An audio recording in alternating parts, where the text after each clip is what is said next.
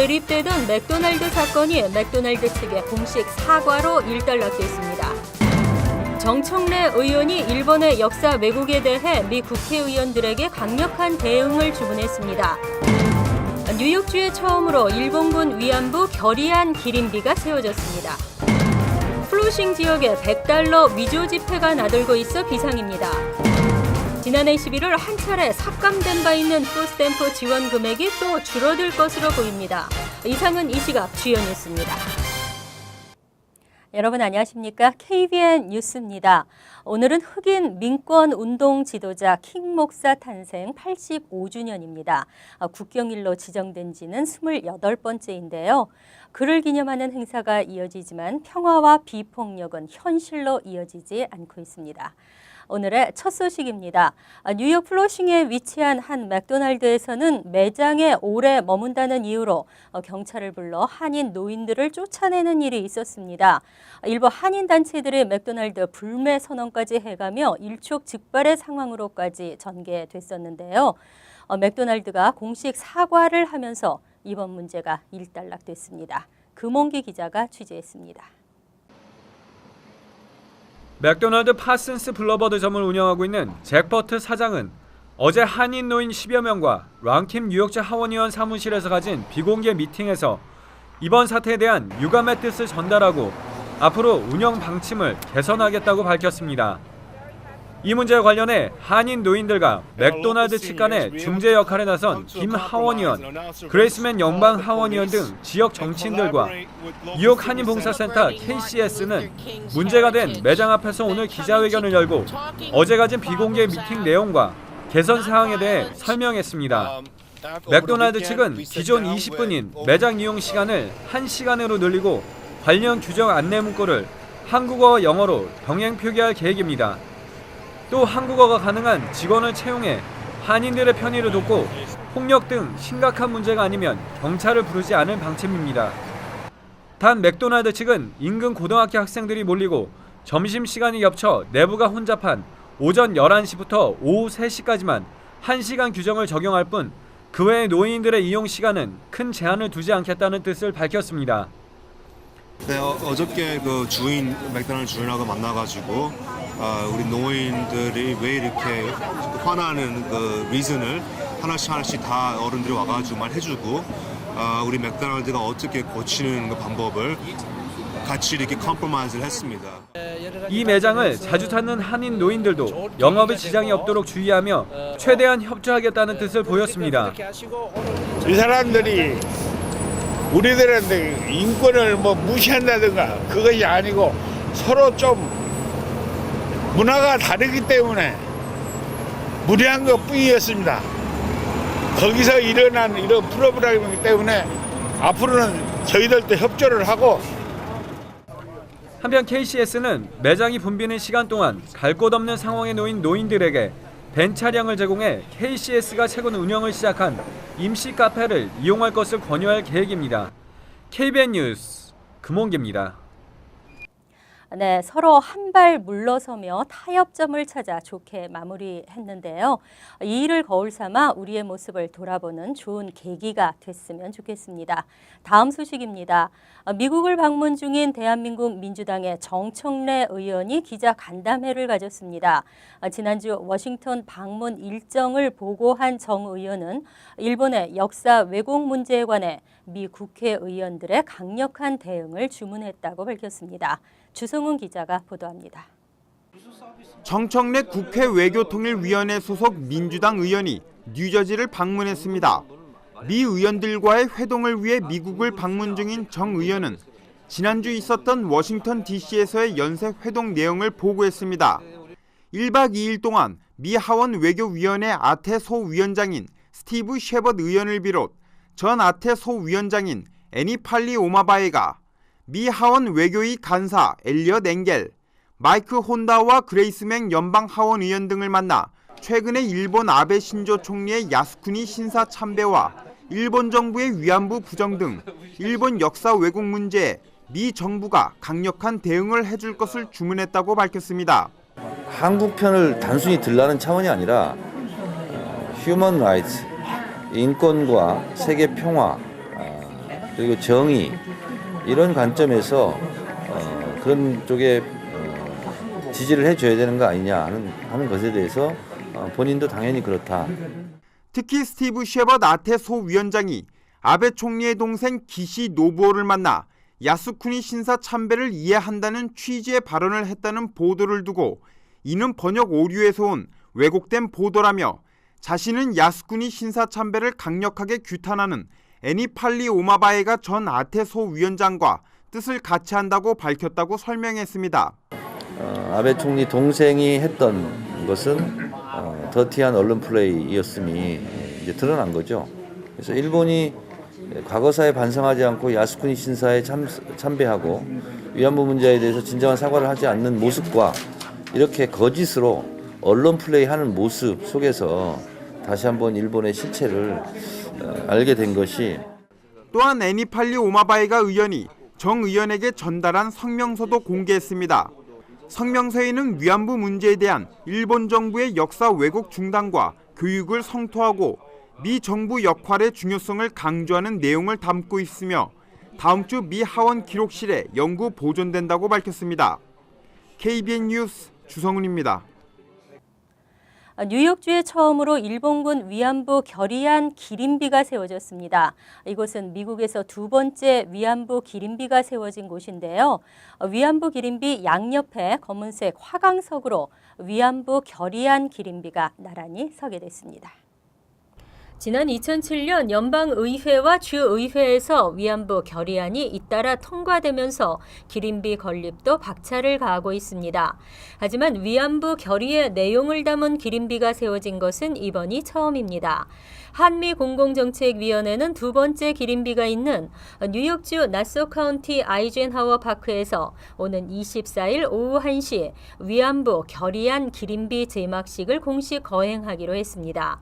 지난해 1월과 5월 뉴욕주 상원과 하원에서 각각 통과된 위안부 결의의 원문이 새겨진 검은색 화강석의 기림비는 2012년 설치된 위안부 기림비 양옆에 나란히 자리 잡았습니다. 한미 공공정책위원회는 일본의 방해 공작 가능성을 염두에 두고 나소 카운티 당국과 결의안 기림비 설치 계획을 은밀히 추진해 왔다고 밝혔습니다. 제막식 행사에는 최근 연방의회의 위안부 결의 촉구 법안 처리를 주도한 스티브 이스라엘 의원과 뉴욕주 상하원 결의안의 주역인 토니 아벨라 상원의원, 찰스 랭글 하원 의원 등이 참석합니다. 한편 지난 15일 하원은 사상 처음으로 국무부 장관으로 하여금 일본 정부가 지난 2007년에 위안부 결의안을 준수토록 독려할 것을 촉구하는 법안을 처리했고 오바마 대통령은 이틀 뒤 법안에 서명한 바 있습니다. 뉴욕 코리아 센터 공사 선정이 또다시 유찰됐습니다. 공사비는 너무 낮고 시공도 까다롭다는 것이 문제로 지적됐는데요. 공사비 예산 증액이 해결되지 않는 한 문제 해결은 어려울 것으로 보입니다. 뉴욕 코리아 센터 제5차 공개 입찰 사전심사 서류 접수를 지난 14일 마감한 결과 4만 기업을 대표사로 나선 한 개 공동수급체만이 제출한 것으로 나타났습니다. 이로써 시공사 선정은 자동 유찰되면서 공사 계획은 요원해진 상태입니다. 업계에서는 뉴욕시는 시공 환경이 워낙 까다로워 현재 책정돼 있는 공사 비용 예산 310여 원으로는 적정 수익을 낼 수 없어 유찰이 반복되고 있다고 지적했습니다. 이 때문에 공사비 예산을 증액하지 않는 한 당분간 유찰은 지속될 것으로 예측되고 있습니다. 건설사 관계자들은 노조 문제와 함께 도심지 공사는 주로 야간에 진행해야 하는 등 시공 여건이 나쁜 것도 건설사들이 입찰을 꺼리는 이유 중에 하나라며 한국 정부가 정확한 공사 환경을 고려하지 않은 채 추진하고 있다고 꼬집었습니다. 뉴욕 코리아 센터는 맨해튼 32가 인근 부지에 공연장과 한류체험관, 전시실, 도서자료실, 한국어 강의실 등이 꾸며질 예정입니다. 또 한국문화원뿐 아니라 한국관광공사, 한국콘텐츠진흥원 등 유관기관 뉴욕지사들이 입주할 예정입니다. 뉴저지주 의회가 브리지 게이트 수사를 본격화합니다. 이번 조사는 누가 어떤 경위로 연루됐는지를 철저히 조사할 방침입니다. 하지만 조사는 매우 신중하면서도 광범위한 방식이 될 것으로 전해졌습니다. 브리지 게이트에 대한 조사가 본격화되고 있습니다. 뉴저지주 상원은 지난 16일 총회에서 브리지 게이트 조사를 위한 양당 합동조사위원회를 출범시키자는 데 의견의 일치를 보았습니다. 위원장에 선임된 로레타 와인버그 의원은 선입견 없이 이 사건에 대해 누구에 의해 왜 어떻게 일어났는지를 밝힐 것이라고 말했습니다. 그리고 이를 위해 뉴욕 뉴저지 항만청의 데이비 샘슨 청장, 윌리엄 슈버 커미셔너, 리지나 에지아 주지사 비서실장 등에게 소환장을 보내 관련 자료 제출을 요구할 방침입니다. 조사위원회는 한국계 케빈 오틀 의원과 제널드 카니날, 마이클 도어티, 니콜라스 스쿠타리 등 7명의 의원으로 구성됐습니다. 브리지 게이트란 크리스티 주지사의 핵심 참모인 브리짓 앤 켈리가 민주당 소속 시장을 골탕 먹이려고 지난해 9월 뉴욕시와 뉴저지주 포트리를 연결하는 조지 워싱턴 다리의 진입 차선 일부를 폐쇄해 교통 체증을 유발했다는 의혹을 말합니다. 현지 언론은 브리지 게이트의 파장 여하에 따라 크리스티 주지사의 향후 대선 가도에 치명적인 적신호가 켜질 수 있다고 내다보고 있습니다. 플로싱 지역에 위조 지폐가 나돌고 있어 비상입니다. 이번에는 $100짜리 고액권인데요. 정교하게 만들어져 있어 식별이 쉽지 않은 만큼 각별히 주의하셔야겠습니다. 국토안보부와 재무부는 최근 뉴욕 일원에 $100짜리 위조 지폐가 유통되고 있다며 각별한 주의를 요구하고 나섰습니다. 상점 등에서 $100 지폐를 받을 때 세심한 관찰이 요구됩니다.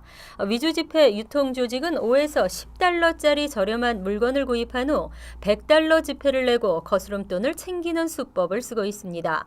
또 가게에 손님이 많은 바쁜 시간을 이용하거나 조명이 어두운 소규모 상점을 노리기도 합니다.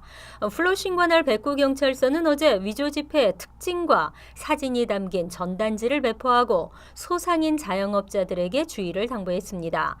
당국에 따르면 현재 유통 중인 $100짜리 위패는 5가지 형태의 일련 번호가 찍혀 있으며 뒷면 오른쪽 아래에는 아주 작은 글씨로 77이라는 숫자가 인쇄돼 있습니다. 재무부는 위패를 사용하는 사람을 보면 최대한 많은 정보를 확보하고 관할 경찰서나 재무부 산하 비밀 경호국 뉴욕 지부로 신고해 줄 것을 요청했습니다. 유급 병가 제도는 있지만 실제 혜택을 받고 있는 사람은 전체 노동인구의 절반 정도인 것으로 알려졌습니다. 드블라지오 뉴욕시장은 유급 병가는 시민들이 반드시 가져야 할 권리다라고 말했는데요.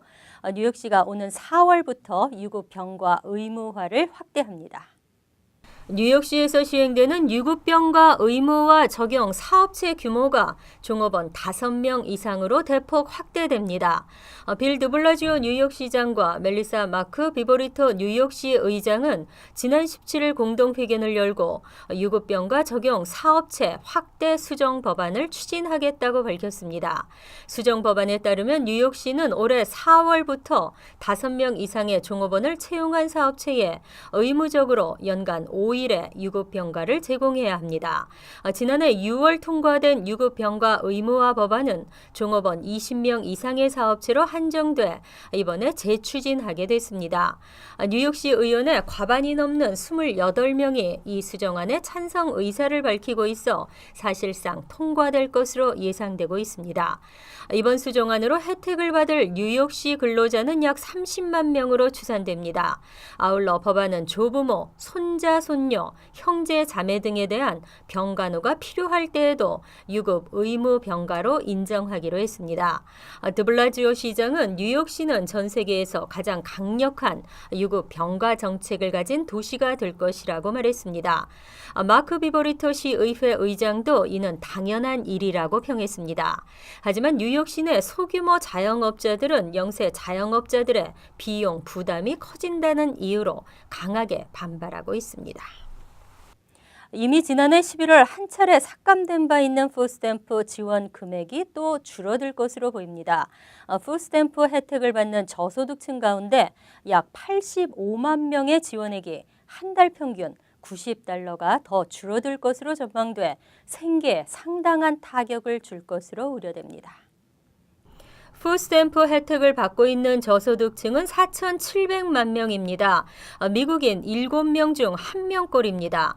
CNN머니가 최근 연방의회 조사국을 인용, 농업법에 따라 앞으로 10년간 푸드스탬프 지원액이 $90억 추가 삭감이 있을 것이라고 보도했습니다. 이는 공화당에서 요구하는 $390억에 비하면 적은 수치이지만 민주당에서 주장하는 금액보다는 여전히 2배 이상 높은 수준입니다.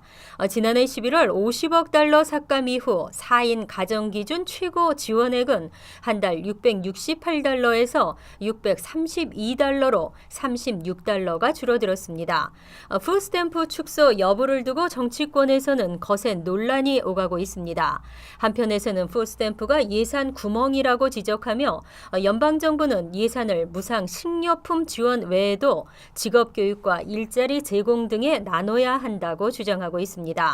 하지만 서민 끌어안기로 미국의 차기 대권 주자로 나선 힐러리 클린턴 전 국무장관은 푸드스탬프가 끊기는 가정의 아이들을 걱정하며 그들에게 성공하기 위한 평등한 기회가 주어져야 한다고 주장했습니다. 이상으로 KBN 뉴스를 마칩니다. KBN과 함께 즐거운 저녁 되시기 바랍니다.